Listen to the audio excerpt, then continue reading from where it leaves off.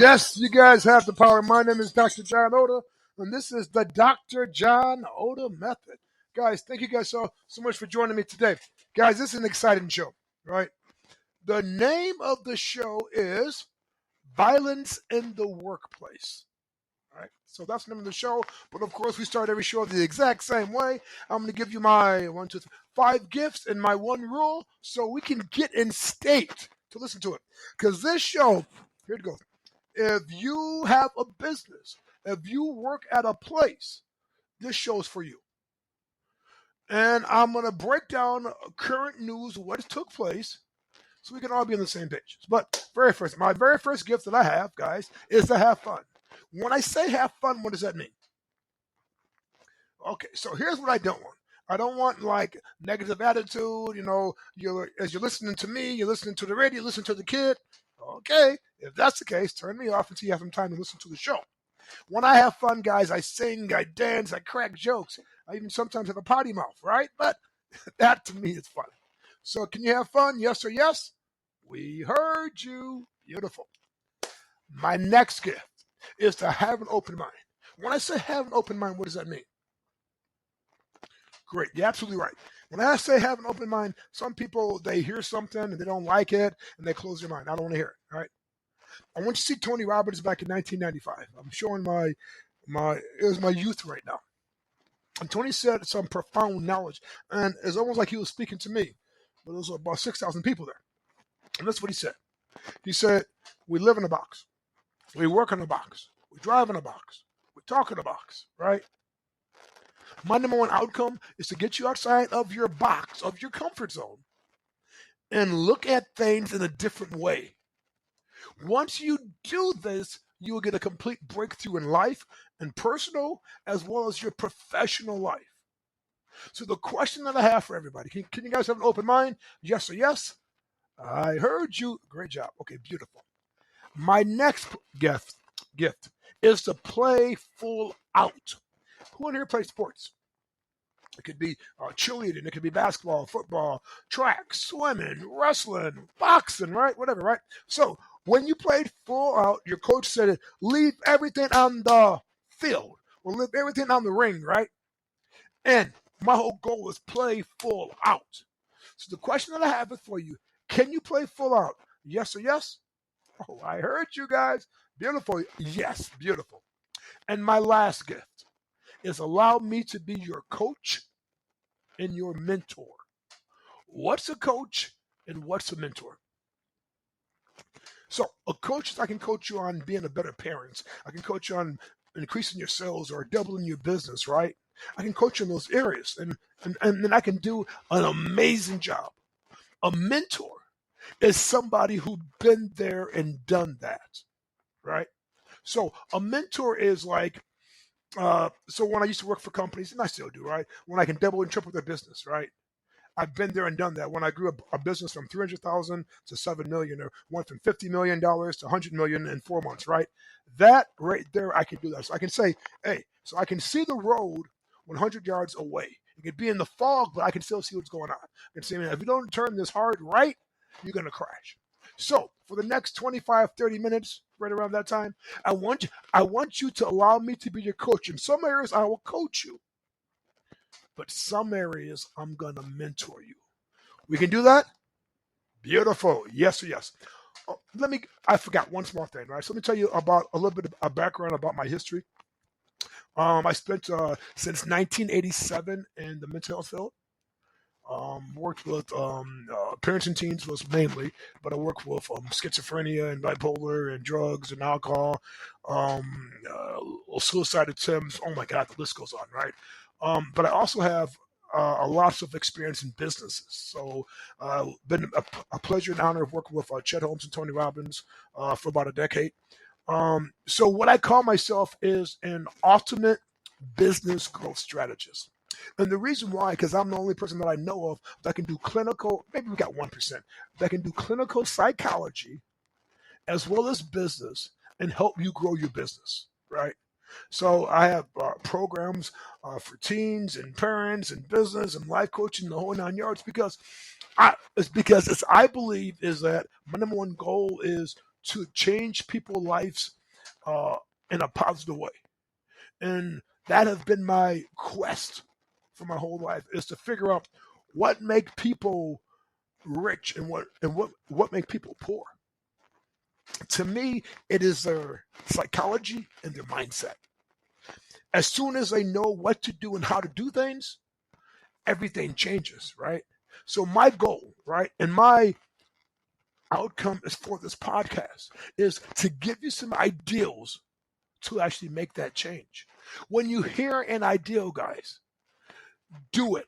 Write it down and apply it in your life ASAP, because that's how you learn, right? So my website is www.drjohnoda.com. It's drjohnoda.com. Guys, let me focus on the violence in the workplace. So now, you probably heard about this already, and if not, you probably stay underneath a rock, right? You guys know what happened to Will Smith and Chris Rock at the Oscars, right? And if you don't know, it's on the news, and you can check it out anywhere, right? So Chris Rock said something that was inappropriate. Will Smith got mad, and he knocked him, right? But let me explain you a little bit about the history about both of them, right? I saw this more in a mental health way. First and foremost, I don't condone anybody. I believe that they're both wrong, right? First thing, Chris Rock, right? Jada have a couple things. First, she have mental challenges going on with her. She's been in the news for the last 2 to 3 years about this entanglement, right? And she have crazy spotted history. So she have mental challenges going on. And now she have a disease with the immune system, right? So Chris Rock cracked a joke and said, a G.I. Jane too, right? And of course, Will Smith got mad, because any husband would. If you've been with a woman for 25 years and you love her, right, you're going to get mad the exact same way. Or most of us would, right? So I can't say everybody, but most of us. So my belief is Chris Rock was wrong. Because that's like Chris Rock teasing somebody who don't have hair and the person got cancer. Or it could be your wife or your husband is fat as hell and he laughs about it and he teases that. Some stuff you don't tease about. That's just my opinion right now. Everyone says, well, he is a comedian. This is what he does. I agree with you, but you pick and choose your bait. Jada been in the news too freaking much. And as everyone knows, if you've been watching her, she's not stable. Why tease somebody like that? On the other hand, Will Smith, right? Will Smith, I was reading his book about a couple months ago, and he said when he was 9 years old, he saw his dad beat the heck out of his mom, and he couldn't do anything. When he tried, it didn't work, right? Will Smith has some issues as well. And then, of course, he had his wife that have infidelity a couple times, right? And she makes it public, which is crazy for me. But I believe that you should keep things in as what is actually is in the house, stays in the house, but they have a different rule, and this is so be it. So she talked about this entanglement stuff, right? She hooked up with her son's best friend. Okay. He's living at the house, and he was broken, and she wanted him to get back. And of course, they had an entanglement, which is sex. Well, the biggest challenge about that, she told Will on the round table that this guy blew out her back, which means that she couldn't walk for 3 or 4 days. Here's my question that I have. Why would you tell your husband that? Someone who loves you, right? What I'm getting to is right now is mental illness and mental health is real. How do you guys deal with that at the workplace? Because Will Smith just showed the whole world, which I knew this, and most of you guys knew this, that he's human. He got feelings. Jada messed with somebody, was it Mark Anthony back in 2011. Now, some people's going to say, well, they have an open marriage. No, that's what she said back in 2011. He never said that. He just went along with her. So now imagine, I'm going to paint you guys a picture of how I see things because I've been doing this clinical for so long. Imagine you're in the house and you guys are going to counseling and she's telling you, you never take up for me. You do anything for me. When I had Tupac as a boyfriend 30 years ago, and she brought this up in the round table. He would take up for me. He would do whatever it takes, but you don't. First and foremost, that's not Will demeanor. This is not how he rolled, right? But okay, let's play with it, right? Will Smith was completely wrong for slapping any man. Anybody put their hands on me? I'm sorry, guys. It's a fight now, and I'm just being transparent. I don't play that way, right? I don't play that way, right? He was completely wrong. But what it showed me on that Sunday, that mental health issues is real, because this happened at the workplace. I also blame the Oscars. Let me tell you why. You have a big event. 3 billion people are watching this great event. You have no security? So after Chris Rock dogged out his wife, he's going to walk down the road, and you don't think he's going to do anything? You should have still had security. So here's a question that I have. The employees that you have, right, and your thing, do you have any Will Smiths? Meaning that you don't know how much anger they have and stress going on at work because they're not getting the job done, or they're having somebody bully them. The management dog them out. They had this one case, to be about 10 years ago, right? And this guy was being rode hard by the management team. He was doing pretty good work, right? And he having some issues at home. He came back with a gun and shot everybody who dogged him out. And of course, he killed himself. But on his desk, that's what he did. He put down all the good work that he'd done. I've done this, I've done this, I've done this. And they said that management still complained. But the biggest thing about it is we don't know what a person is going through. We see them at work, they could be laughing and smiling. They could go at home and they can be completely challenges. Here's what I'm saying. What are you doing in your workplace? How do you handle bullying from management? Right? How do you do that? How do you deal with people who have mental issues and they mess up? Here it goes. Do they seek any type of counseling?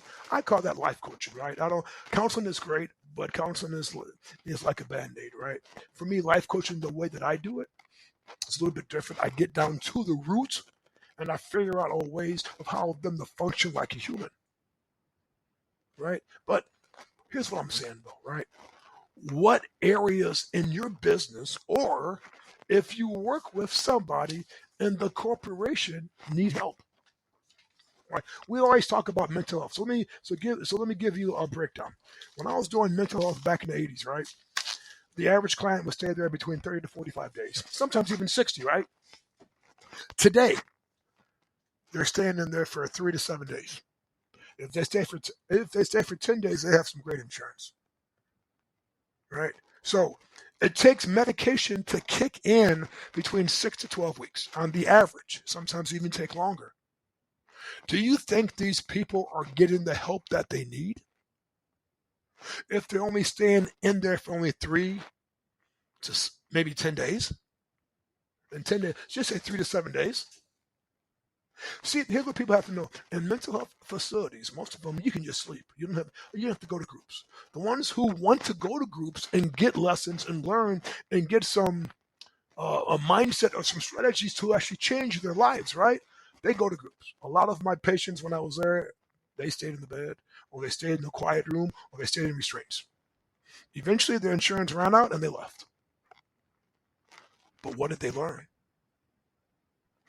Look at your work that you have right now, or else your business, or else your job. Who is the victim?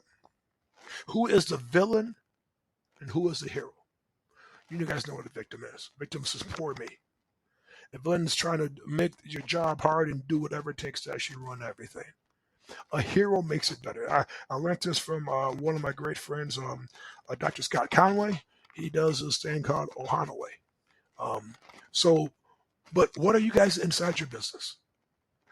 Coming out with the book at the end of first of the summertime, and we're going to focus on culture of the business, because that's really huge, guys, right?